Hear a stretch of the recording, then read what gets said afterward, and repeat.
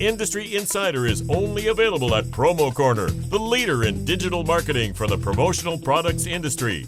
Each Monday, they discuss, dissect, and debate a single issue impacting the world of promotional marketing from every industry perspective. Now, it's time for Promo Corner's Industry Insider. Welcome to another edition of the Industry Insider, your promotional products podcast, where you can get all the nerdy news you need to know about.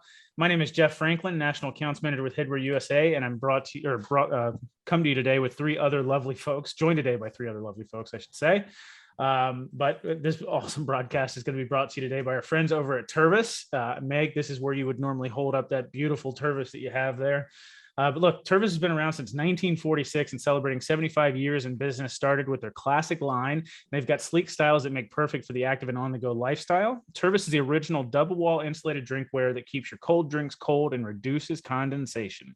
Backed by a made-for-life guarantee, Tervis is the original customizable double-wall insulated drinkware that keeps your hot drinks hot and your cold drinks cold. They've got available in several sizes, a 16-ounce mug, a 16 and 24-ounce tumbler, and also a 24-ounce water bottle. They are made from Triton plastic, made in America, lifetime warranty, dishwasher safe, microwave safe, and they're BPA free. So go check them out at tervispromos.com and let them know the Industry Insider sent you. Why don't we say hi to Meg Erber.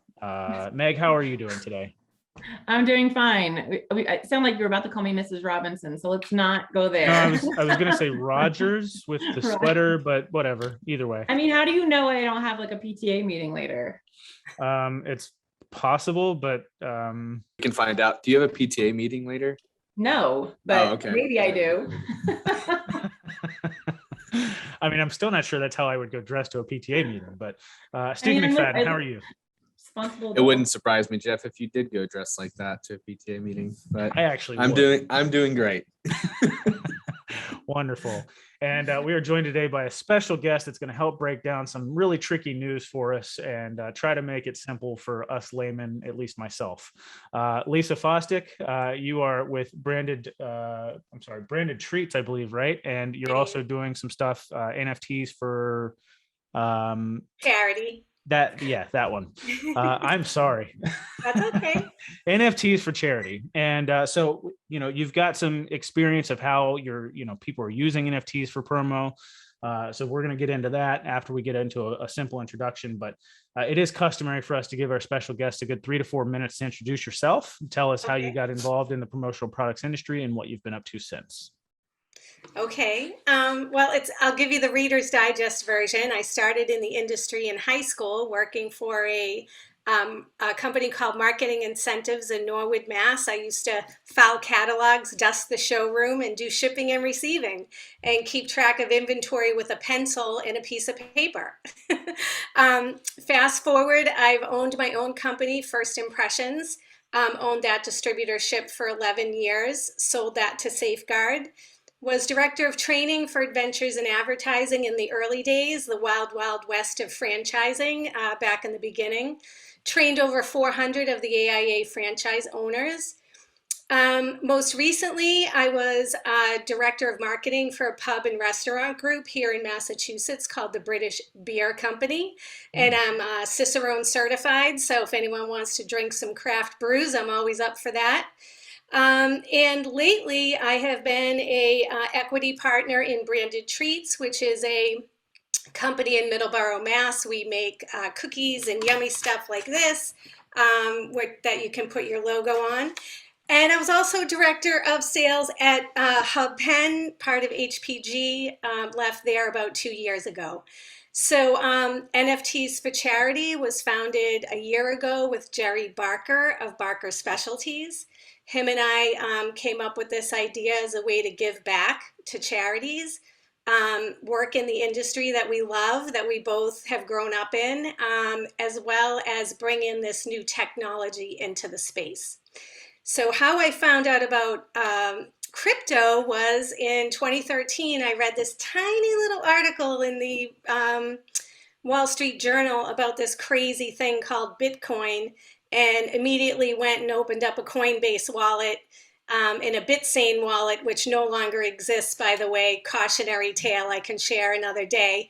But have been taking master classes and learning the industry ever since. So that's my story. Thank you for letting me share. Awesome. So why don't you give us just a quick, I guess, crash course or introduction as to what crypto is and how that is related to NFTs, and then we'll sort of take the conversation from there. Sure. So cryptocurrency is built on the blockchain. Those coins are built on the blockchain, and it's a way to buy and sell things in the crypto economy. And it's also an investment vehicle. And by the way, I do want to say that this is not investment advice, what we're talking about today. But you can own Bitcoin, Ethereum, and Litecoin, which I consider the blue chips of crypto. You can get set up on an exchange like Coinbase or Gemini, and you can invest in crypto. You can think of it as digital dollars. If I were to put it in a very simplified, digestible bite, that would be how I would encourage folks to think about it. And there's a whole financial ecosystem built around it that is very similar in some ways to our traditional financial system, except that it's borderless and it's timeless, and pretty much anyone can participate in the system. So when I think about why crypto, I think about it being accessible to all. Anyone with a smartphone can bank in crypto.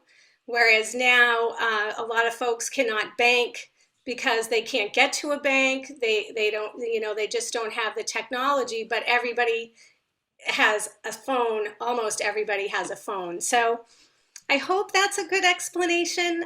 Does that hit the mark for you guys? Yeah, but we want to go ahead, Mac. Real quick, really quick, funny story. I hear it all the time from VJ about the banks, the big banks, big tech, etc., and how the big banks should be worried about all this crypto. And I was literally at the bank last week, and I slipped something in just to see with the lady, because she was helping me set up a new bank account.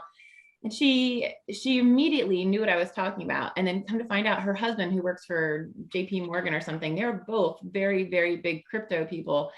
And what I caught on was when they were like, yeah, we want to retire and move to Portugal. And I was like, you're not letting on more than what you're involved in, because only the really big people know that they want to go over there. But it's even the people that are working in the big banks now are starting to like, hey, we need to get onto this. So that's all. Sorry. Go ahead, Jeff. So just to go back and break it down maybe a little bit more simplified, you said it's built on the blockchain. What do you mean? How is a digital currency built on a blockchain? Well, I'm not a developer, so I can't answer a technical question like that. The coins are created by transactions. So I mean, we could do a whole segment on Bitcoin and how Bitcoin was created and what it does. So let me think about how to break that down. So a Bitcoin is mined by computer algorithms that solve complex math problems. And when those complex math problems are solved, the miners are rewarded in Bitcoin. And that Bitcoin enters circulation. Miners can hold it, of course, but it can also be put into circulation, and there's a finite number of Bitcoin available to mine. And Satoshi Nakamoto is the guy who invented Bitcoin. No, guy, I say guy, it could be a woman, it could be a group of people. No one really knows who that is. And I can share this deck with the audience, because I do actually have that detailed in this deck. So coins are mined and then they enter into circulation. And as coins are mined, a hash is created. So what forms a blockchain is a series of hashes, which are numerical signatures that document transactions on the blockchain. So I think of blockchain, Jeff, as the highway, as the infrastructure, and the coin is the cars that travel on the infrastructure. So without having, an hour to dive into the whole topic of mining and crypto, that's the basic of blockchain versus a coin. Blockchain is the underlying technology. The coin is the car that travels on the technology. Okay. So Lisa, I know, like I've seen little clips and videos on Facebook and TikTok and different social media platforms of people who have built these big silos with data storage processors and all sorts of stuff, and they're generating their own currency. And I'm like, so there is some sort of physical thing, like it is a thing that lives in the digital world, but do you know exactly what they're doing to kind of make sense of what we're seeing in circulation a lot? Are they providing data space? Are they, like you said, just solving problems to create more of that currency, or to mine more of that currency, or what's the? Well, different cryptos have different use cases and different white papers for how they're creating their currency and what the use cases are.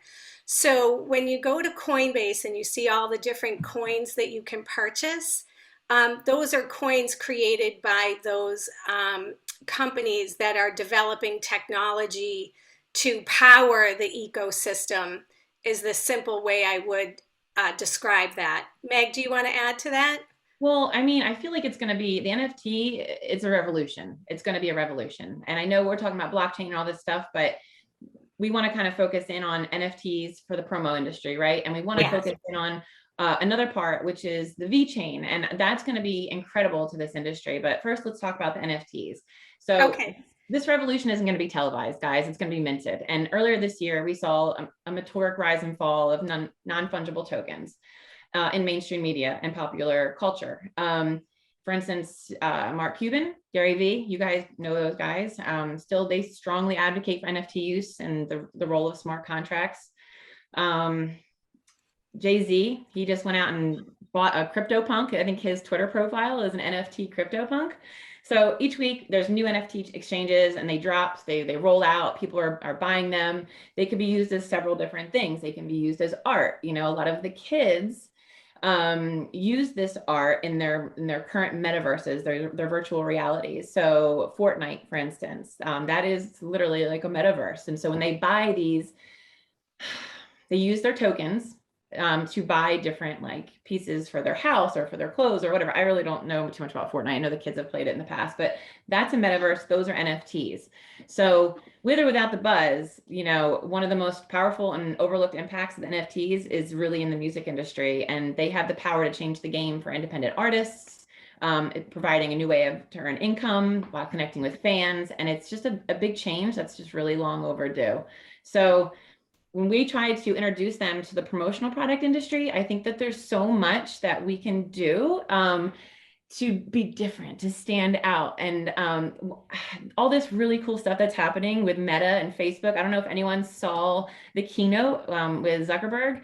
It was long. I didn't watch it all the way through because I'm already semi-invested in other things that are competing against Meta, but just seeing what they were doing in the future, I highly recommend everyone just taking a couple minutes, an hour to watch the keynote and just see it, because Facebook, I feel like, is for more our generation. But this virtual reality world, this augmented reality, is really the younger generation, and they're our future, right? So the Meta is going to be good as like a gateway into this. And an easier way to explain that is, think of going into the mall, right? You're going to go into Gap and try on that shirt. So in a virtual reality world, you can build out your avatar to your specs. Your avatar now can go into that virtual reality Gap store, try on that shirt, which could be an NFT, could the pants, whatever. You like it, you see what it looks like, you buy it, then that Meta turns physical when they ship you the actual physical good. So that's just one small aspect of it, and there's just so much to do from it. But in promo, I mean, we have so many different things that people are doing in retail. And NFTs are like the gateway drug into crypto, I feel like, and to what we want to do long term. Did that kind of help answer a little bit? Well, that was awesome. I think it took a huge leap forward from the question that Jeff asked, which was awesome. Kind of like, and that's how Meg and I feel. That's how I do. Yeah, and that's how we feel, like we're on this freight train of innovation and people inventing things, and it's happening so quickly, and we're afraid our industry is going to get left behind. So the passion that we have for sharing this story is everything, the sparkle that Meg just laid out. But to walk back just a minute to what is crypto and the blockchain is what is allowing all of these things to happen that Meg is talking about. And Ethereum, if you want to bring up that slide, Jeff, which is slide number 7, Ethereum is sort of the coin that powers, web layer 3 stuff that all of these things are being built on. So Ethereum is an open source blockchain-based decentralized software platform. Get your head around that. If you're super new to this space, I do have some links in my deck too that if you go to Promo Corner Express Training Bites, number 42, 43, and 44, all of this is laid out and explained with links. But Ethereum is really what's powering the NFT world. And secondary to that, Polygon or Matic, which is a secondary blockchain that is coming on strong in the scene to give Ethereum a run for its money, because Ethereum is very expensive right now. And we can get into gas fees on another podcast because I think it's a lot to take in. So if we go to the next slide, Jeff, if you don't mind, Meg, can I tag on to your passion and excitement and kind of relate what an NFT actually is? Well, I'm definitely not going to say no, so go ahead. So an NFT stands for non-fungible token, and it's kind of an unsexy word for a very sexy technology. And the way I think of it is like a fingerprint. So it's a fingerprint for a digital unit of data. So what Meg was talking about, all those things she said, musical pieces, art pieces, this idea of digital apparel that's being created and minted on the blockchain, she's right on. And how that piece of digital data is documented on the blockchain is with an NFT, which is a non-fungible token, and it's like a fingerprint or a signature for your unit of data. So what Meg said, data can be music, it can be art, it can be a video, it could be a contract between two people, it could be your private banking information, it could be your medical records, it could be a real estate contract. So an NFT really protects data with a digital signature or fingerprint. And what's so hot in the NFT world right now, to Meg's point, is art and music is a much more digestible entry point for most people compared to thinking of it like a contract or protecting their medical data. Although, you know, I predict that medical data will live in a completely different way in the future. We will have sovereign ownership of our medical data, and we will allow service providers to view our data by unlocking our medical records with a key, digital key. So if you think of data as a provenance for either a digital piece or a real life piece, Jeff, if you can click on Nifty Gems for a second there. I don't know if it's okay if we go to a website. Yeah, I don't know where that's gonna.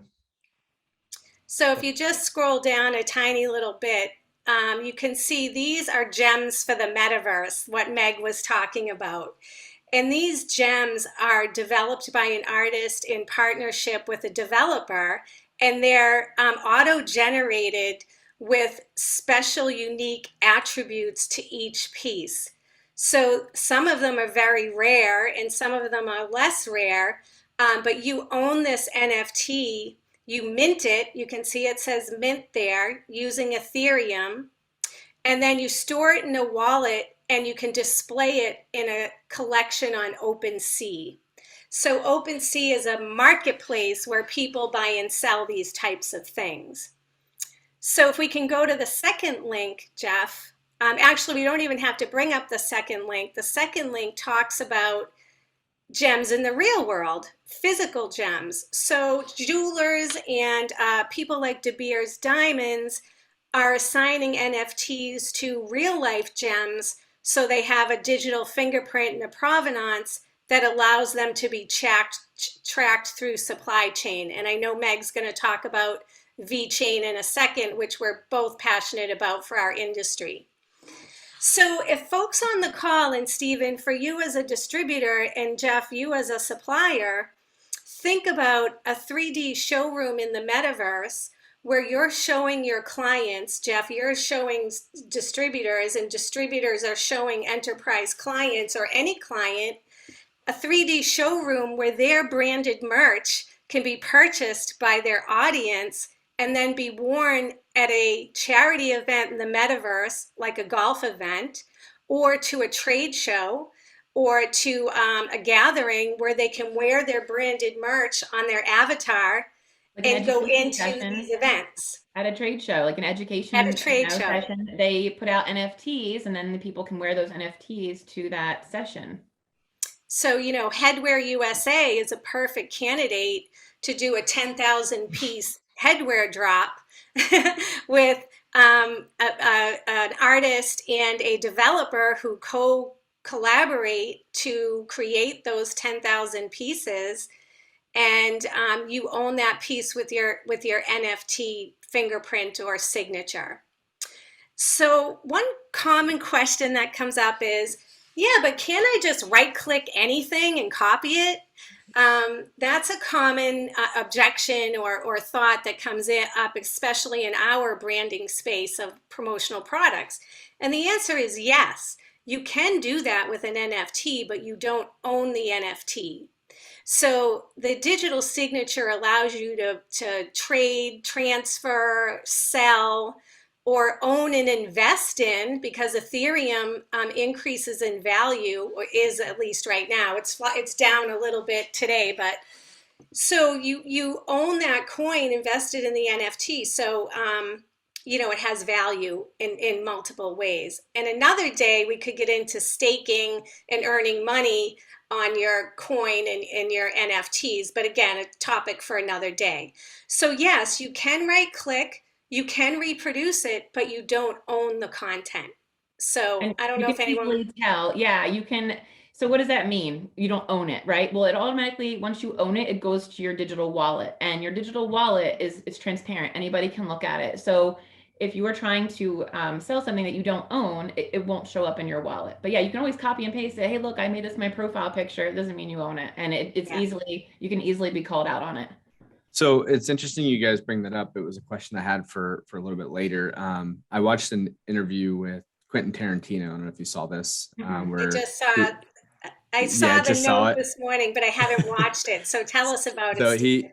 So he was kind of challenging the NFT space as well. And so someone was explaining, saying, hey, if you guys could take the still and recreate that of the Pulp Fiction with, both actors with both the guns out, is like, something like that on in the blockchain would go for a ton of money. And he's like, but they've been made into posters, they've been made, there's thousands of them, hundreds of them, millions of them, there's t-shirts and everything. And so he was struggling with it too, because he's like, it's already out there in physical form. It's like, what difference does it make if I can create the original and put a data signature on it, if the monetization of it and merchandise already exists? And so he has a lot of questions I think most people have about that. And they said, well, there's more, because maybe then you get a dinner with it because there's this sub day. It's like, well, so you're buying the dinner. you're not buying the digital space. And he's like, and then what happens if I die? Does it lose value? Like, so it's good questions, because I think those are the questions I think a lot of people have, trying to understand what it means to own something. When the other comparison too is like the Mona Lisa. Well, there's copies of it and there's an original, but you can see that difference. Whereas the digital, you can't see it until you go behind the curtain, right? The physically and on a screen, they look identical, whereas pictures do look different in person. So I don't know if that's helpful questions to kind of get us stirred up a little bit, but Well, and that's why I was asking sort of the line of questioning that I was, because I think, we're talking about value and things being assigned certain values and it going up and all that good stuff. You don't want to know what any of that means unless you actually have a fundamental understanding of crypto and how and I have zero, to be honest with you. I know people like nerds out there are buying, graphics cards and, mining Bitcoin. What the hell does that mean? And I know what you're saying, Lisa, where, it's the graphics card is, computing like math problems. I mean, for what? Why are they computing math problems? What does that do? And then why is that creating Bitcoin? So just we're adding currency to, That's a great question, Jeff. And I think I could tie that up a little bit better, in that the miners are solving the complex math problems, and they're earning Bitcoin as their compensation for doing that. And Bitcoin's protocol, again, was created by this mystery person. There's a white paper on it. It's pretty complex, that outlines all of the things that you're asking about. But what we see as consumers is that these Bitcoins enter circulation, and people are investing in them, I think, because it's the OG of crypto. And there are arguments, to your point, that Bitcoin really doesn't do anything yet. What does it do? And there is, again, don't want to get into the weeds of it, but there's the Lightning Network and ways you can use Bitcoin for payment. But there are so many other coins that are being invented.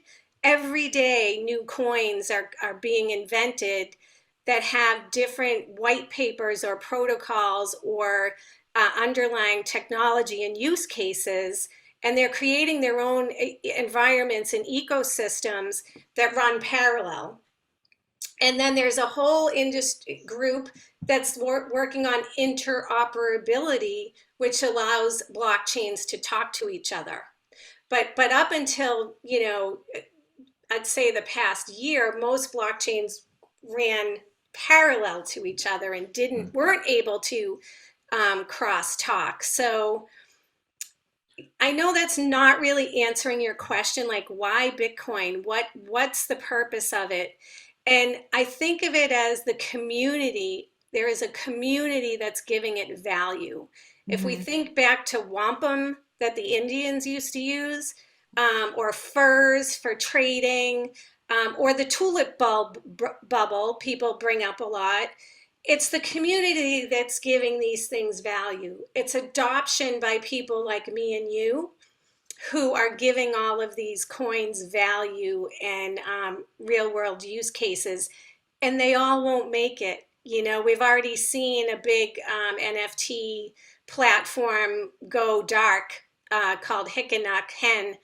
They just kind of ghosted this past week. So I don't know if that's helpful or not. I mean, so it's helpful for me to stay where I'm at. I mean, what's the point and we'll get to it in just a second. But for me personally, like, I think you need to have it. Like, our industry can't figure out how to get everybody on promo standards and to have one streamlined system for everybody to work with. So you're saying there's all kinds of different coins out there and they're all running parallel, but unless they're communicating with each other, I mean, that's like saying we've got 1,000 different CRMs you can use and 35,000 different ways of creating a purchase order, unless it's streamlined and they are all talking to each other.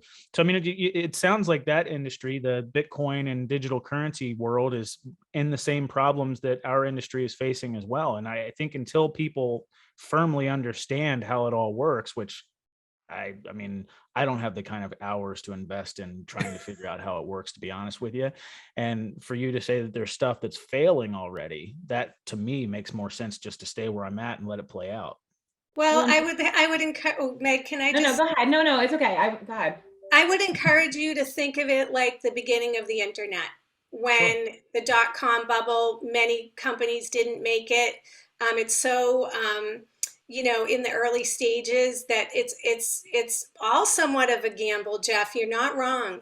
But I also believe that gold will rise, the cream will rise to the top. In our industry in particular, in my opinion, has so much to benefit from the whole NFT space, taking payments in cryptocurrency, smart contracts, and what Meg wants to talk about, which is VeChain and supply chain. Our industry, it's not for everybody, totally get that. But wouldn't it be great if we could work with the enterprise clients who are already in the space and be that service provider of digital apparel and merch, and host VR and AR events for those clients before, advertising agencies do and other people get in on the action. How does that work though? Do you have to be the developer? So are we changing what we're doing?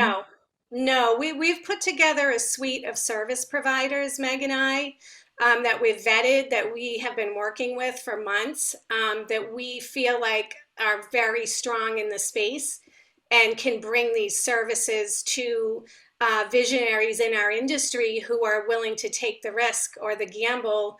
If you think back to 4imprint and Kevin Lyons Tarr in the early days, that may be, a bad word, but, look at what they accomplished by being open-minded in the .com era. That's the opportunity I feel is in front of us today for suppliers and distributors. Doesn't mean you have to own crypto personally, doesn't mean that you have to be all in. It just means taking advantage of the technology to move our industry forward along with this community. I get it 100%. And I think, for me, something that I do understand quite a bit is video games. So we've talked Fortnite. That. You talk NBA 2K22, the newest NBA game. It's an open world, quote unquote, metaverse, as you guys would talk about it, where, and State Farm, there's plenty of other companies out there, but State Farm, you can already dress your avatar in the game in State Farm. And it's called, Jake. So that's an awesome use case example, Jeff. I'm so glad you brought that up. I'm proud of you, Jeff. Yeah, and that's what we want to be selling that stuff to our clients. We want our industry to heal from COVID, heal from supply chain challenges. We've been through this movie before. Our industry has suffered before. We got to get each other, we got to rise up together and see this as a way to solve supply chain issues, because digital merch has no physical factory other than a developer and a designer. So how do we marry these two amazing parts of our industry? And the word is phygital. Phygital is the trendy word for that, physical and the metaverse together. And that's what I think. That's where I would ask, like in the instance that I provided, where a video game developer is creating this game, the developer, in my sense, or in my understanding, is the one that's actually creating that. Now, of course, they would charge State Farm, whatever amount of money. I mean, that's like a Super Bowl commercial. What are you going to pay to market in our video game, to have your stuff there? Okay, but who's actually creating it, and how then is a promotional products company going to sell, Hard Rock Cafe T-shirts in that space? You're going to add it to your company store as an item that can be bought in your company store. That's a simplified answer. Okay, but you're saying the people that you guys have already vetted, along with hundreds of others out there, have to create that. So it's something that you actually have to pursue and then try to sell. Yeah, they'd be like a new supplier outlet for distributors to utilize. And then I guess too, if for those that have taken agency approaches that work with marketing agencies that can work with major brands, you could try to integrate the two of those. So like if I worked with a game developer and I worked with Dunkin' Donuts or something, you could put them together as the agency, I guess, to kind of coordinate that or something like that. So I can kind of get my head around some of that. So Meg, I know you're dying to get into this VeChain thing, so go ahead. Well, in a minute, I know we are running out of time, but I did Adobe Max this year. I went to Adobe Max, and almost the entire thing was about augmented reality and how to design in 3D and in VR. So this is the future. This is what they are teaching everybody coming into graphic design what to do. So keep that in mind. Lastly, I want to kind of address the rest of Stephen's question. I don't know, which I'm going to research, of how to already deal with existing physical like with the posters. Now, I don't know. So, but I will say, as an example of how to kind of pull this all together, Kings of Leon released their brand new album titled When You See Yourself in the form of an NFT. So what also came with this NFT was front row tickets to concerts for life. Okay. You're also going to get, so you get that part, you get the album package, and then you get a piece of art. So you're going to get something physical. It could be in a form of a t-shirt from the concert. It could be in a form of a poster, but only the people that bought this album through this NFT are going to get those physical items. So you can attach things like that smart contract. And because it's in your wallet, it can't be like photocopied and used, because we can always verify it that way. So keep that in mind. And Meg, just to connect those dots, so that's where our industry is going to, we want our industry to be providing that real life merch. So you get to sell the digital piece and the real life stuff. And NFTs for Charity is doing that with the Elizabeth Glaser Pediatric AIDS Foundation and Paul Michael Glaser, who was on Starsky and Hutch. We're doing a project exactly as Meg described it. So there's unlockable content that goes with it, and these perks. And the Kings of Leon is a great example, Meg. Ticketing is a whole nother avenue for NFTs that we didn't even touch on today, because we could come on every week and focus on one little piece. But it's incredible. So Meg, that was a great example. Thank you. All right. So VeChain, Jeff, Stephen, I ask you this because I know you know the answer. What's the main topic we've been discussing over the past few months? Supply chain. Thank you. Supply chain issues. And this is why VeChain is going to revolutionize the logistics and the supply chain industries. So VeChain is a blockchain solution that gives companies a way to track their products in the supply chain. Imagine that hat on your shelf or one of those vests. If they could talk, they would have a story to tell, because today more and more of our things are connected to the internet and to each other. So there was a slide, Jeff, you don't have to show it, but basically it just shows how they collect and share information in this frenzied tangle of data called the Internet of Things. And that's basically everything's connected to your smartphone, your refrigerator, your dishwasher, your thermostat, it's all connected. And so VeChain combines the Internet of Things technology with a blockchain to digitize the supply chain. So example, say you're at the supermarket and you want to buy a trade of ready-made sushi, like the sushi expert you are. How can you be sure that it's safe to eat? When sushi gets warm, it spoils, right? So not sure who here has eaten grocery store sushi, but we all know the risks going into it. I have. VeChain would basically provide you with a foolproof way of checking that product that you're buying has been handled in accordance with food safety standards by scanning a QR code. You can have basically in that app, you can have like a temperature check. All these little things can be built into this code. So when you scan it, it basically can track that product from inception to delivery, which is amazing. So I was saying that through the unique ID tags that are attached to those products, the system is aware of their entire history. Sensors on the product pick up the temperature variations and they select data on its environment. So that information gets to be attached to the VeChain decentralized blockchain. Now, the thing that's so great about the blockchain information is that it's tamper-proof. So the information, She's agreeing. She's agreeing. Oh, okay. Yeah. So the information that gets added to it, it can't be changed. So the customer can be sure that the information they receive about the product is 100% accurate. And by creating these immutable records, which means they're unchanging, you cannot change these records. On the products, the VeChain also helps stop the rampant rise of counterfeiting. I mean, think about all the counterfeit masks and the PPE that we had to deal with over the last year and a half. So you know the history of the product, you're able to track it from inception to delivery. And by the use of the blockchain, companies are able to optimize their supply chains, stop product counterfeiting, and gain the trust of customers. But wait, there's more. The VeChain. Stephen, do you feel like Meg is reading a script right now? She's definitely reading something. I have notes. Yeah. So VeChain is going to be an innovative toolbox. Stop. Listen, this is like really important here. For Fortune 500 companies, it's the blockchain will support decentralized apps, smart contracts that can support up to 10,000 transactions per second. So for an example, it's currently at 165 transactions per second, which is 10 times faster than Ethereum is today. So There's some really big partners with them. I mean, PricewaterhouseCoopers is one of the largest auditing assurance I have companies a in the question. planet. Yes. About $1 million. That sounds amazing. My question is, what does that look like in a physical form? Because you have to put something on the pieces to be able to track, like you said, sensors and things like that. So, So a lot more of this.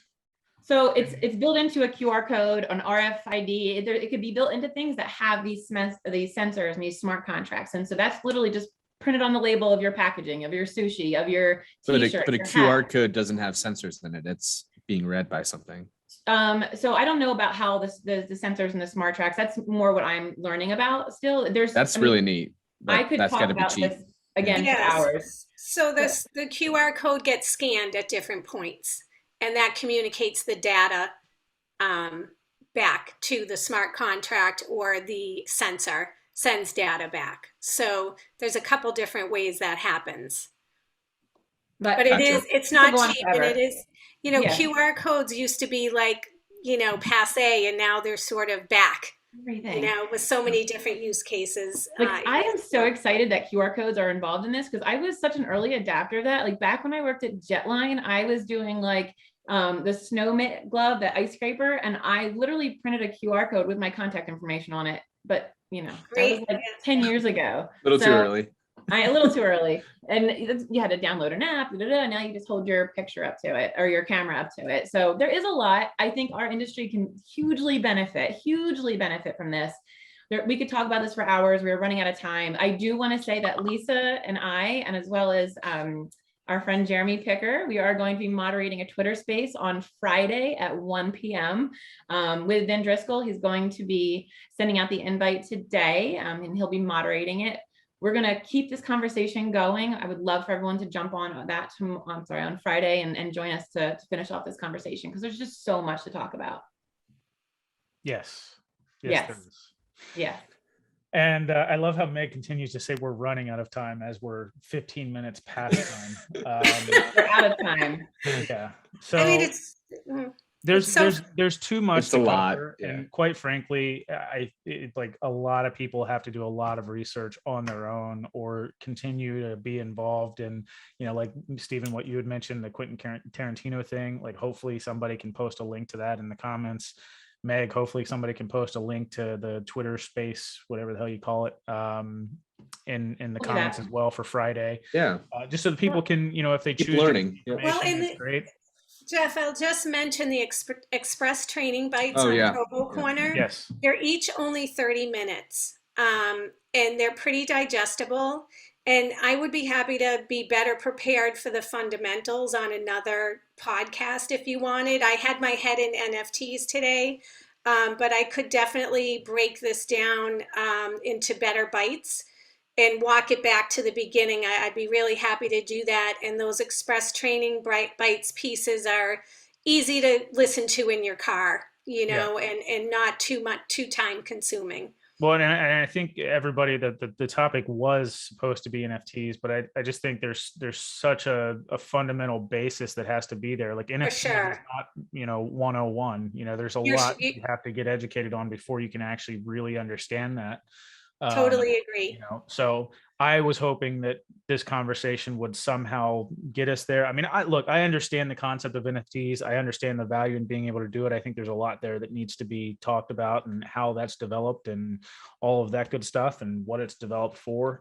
But ultimately, it is the future. It's what's going to happen. I don't disagree with you whatsoever. I know that we've been sort of been leading up to this for years and years, decades, if you will, through video games and virtual reality and things like that. So I completely get it, but I am probably aged out of that process to some degree. I think when you watch the Zuckerberg Metaverse thing, you either get it or you don't, and that's, take it for what it is. Me personally, I don't get why anybody would want to live in a virtual reality when there's a real world around you. Not living there. It's because nobody wants to live there. They don't. You just would go there and you would make it better. Like, your time on the internet would just be better. You could have workspaces. You could have your gaming could be there. It's not necessarily more time or your entire time. It's the time that you're spending there on the internet would just be better and enhanced and elevated. That's it. And could I just tag on to that, Meg, for this remote world that we're living in? Imagine if Headwear USA was having an hour-long event where you could come as your avatar and sit around a table and talk to each other. And one person's in London, one person's in California, one person's in Florida, but you feel like you're together. And then you wear your branded merch to that meeting, and yeah, you have Zoom too, but it's just a way to say that. You know, you're in. We're together. Yeah, but we're already there, but this is actually people. Yeah, it is. It's different when you're in the VR world, in the virtual, because you're literally, you can see it's just more, you feel like you're there. These are just 2D boxes. These are going to be 3D items. You can wear the vest. I could punch you and you could feel it. That'd be and or play, like I use the example of playing golf in that golf tournament. I actually played golf and rode in a helicopter and sat at the awards table with the people that I played with in my foursome, who were from Scotland, Peru, London, and me from the US. I mean, I would never have met those folks otherwise. So that's how I think of it. It expands our horizons and welcomes in different experiences that we can't have right now, but not to live there. I love nature, Jeff. Like every day I have to be outside for at least an hour. So I totally get where you're coming from. And I do have that little bit of worry in my soul about, I don't want this to take over everything in our world. I just want it to make it better. But that's just it. I feel like it's hitting to a point where it will take over the majority of people's worlds. I mean, if you look at our youth, that's kind of how it's headed. I mean, it's in a sense being indoctrinated towards that. And yes, you will still have to stop to be able to eat. There will still be a real world around you. And I get it. Like, hey, why, if you're living a certain life here in the real world that you're not able to, and you can better your position in a virtual reality world, to some degree, I understand why that is appealing. But anyhow, that's a whole nother fundamental. Yeah, I'd love to chat with you about that more. That's a great topic. So look, if you guys got any information out of this, I think you did. There was definitely a lot there to break down, and I think there's a lot more to cover. So please check out the links that'll be posted in the comments. Check out the Twitter space with Meg and Lisa, and the others that'll be there. But if the podcast was of value to you, it was brought to you again by our good friends over at Tervis. And they added stainless to their well-established line about 2 years ago with the goal of being better than the competition by utilizing state-of-the-art custom 360-degree UV printing. They're available in 4 sizes. They've got a 12-ounce, a 20-ounce, a 30-ounce, and now a 24-ounce water bottle as well. And now they've got 24, 30, or 40-ounce wide-mouth bottles. 5-year warranty. They're 18.8 copper lined, vacuum insulated, 8 hours. They'll keep your drinks hot for 8 hours or keep your drinks cold for 24. Go check them out at tervispromos.com. And who knows, maybe you'll be drinking your virtual coffee out of a virtual Tervis one day. Yeah. Let's make 10,000 unique Tervis travel mugs. There you go. That would be so cool. All right, guys. Really appreciate it. Lisa, thank you so much for joining us. I definitely appreciate the fundamental information that you've given us. And, hopefully eventually we'll get there. Well, I appreciate the chance to participate. I'm very grateful. Thank you. Thank you, Lisa. All right, guys. Take care and tune in next week. Thank you for listening to this week's episode of Promo Corner's Industry Insider. For more great content from industry thought leaders, including podcasts, blogs, and videos, visit promocorner.com.